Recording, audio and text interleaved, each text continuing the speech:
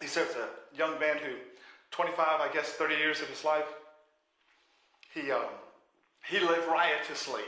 I get to use it again. So lived riotously. And one day he came to know the Lord as Savior. And from that moment he began to grow in his faith, and he began to grow in such a way that he felt God's calling him to be a preacher. And because God always calls the worst of the worst to be preachers. I just want to let you know that. Wait a minute. And so this young man, he goes, I feel God's called to preach. And so he begins to train, and then he gets his first sermon. It's on a Sunday night.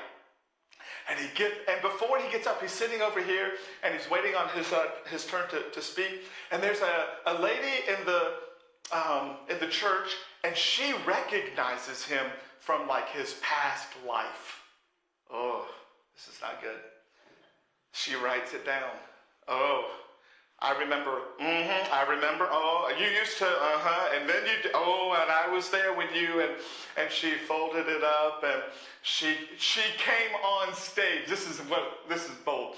She's more bold than he is. And she went up and gave it to him. And he hasn't. This is first time preaching, but so he takes it and he reads it, and he comes to the pulpit and reads that letter word for word. And she stands up and says, "Aren't you ashamed of yourself? You should be ashamed. How dare you get up behind that pulpit when that is the list of stuff you've done?" And he said, "I am ashamed of the things that I've done, but thanks be to God, I'm guilty of none of them anymore."